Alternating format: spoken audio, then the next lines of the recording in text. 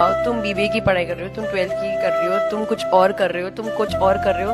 क्या जिस लेवल पे तुम पढ़ाई कर रहे हो उससे ऊपर लेवल वाले लोगों की तुम परीक्षा ले सकते हो क्या? उनके बारे में कोई टिप्पणी कर सकते हो क्या?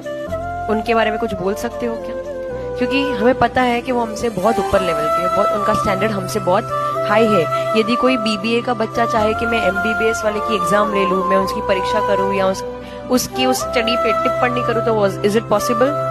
It's not possible. उसी प्रकार से एक होता है श्रावक और एक होता है साधु संत। श्रावक और साधु ये धर्म के दो पहिए हैं। श्रावक का एक अपना लेवल है और साधु का एक अपना लेवल है। श्रावक यदि यहाँ पे है तो साधु बहुत ऊपर है। आजकल इस पंचम काल में श्रावकों की आदत पड़ गई कि वो साधु की परीक्षा लेना चाहते हैं। साधु होते हैं 28 मूलगुणधारी और श्रावक होते हैं 8 मूलगुणधारी। अब वो 8 मूलगुणधारी श्रावक 28 मूलगुणधारी साधु की परीक्षा लेता है और उन पर टिप्पणी करता है और निंदा करता है उनकी। उस श्रावक को जो अष्ट मूलगुणधारी है उसको 28 मूलगुणधारी साधु के बारे में ये तो पता है कि साधु को क्या करना चाहिए और क्या नहीं करना चाहिए, यानी उनके 28 मूलगुण में कौन से मूलगुण आते हैं, वो कितने पालन कर रहे हैं, कितने नहीं कर रहे, वो श्रावक को ये तो ध्यान है।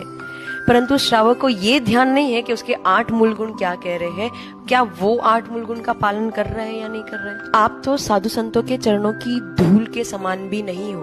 अगर आचरण की बात करें, अगर कैरेक्टर की बात करें, तो साधु संत ने एटलीस्ट घर का त्याग तो किया है। दिन में एक बार आहार तो ले रहे हैं, केशलोज भी कर रहे हैं, पैदल विहार भी कर रहे हैं, उनसे जितनी चर्या का पालन हो पा रहा है वो सब कुछ कर रहे हैं। तुम क्या कर रहे हो?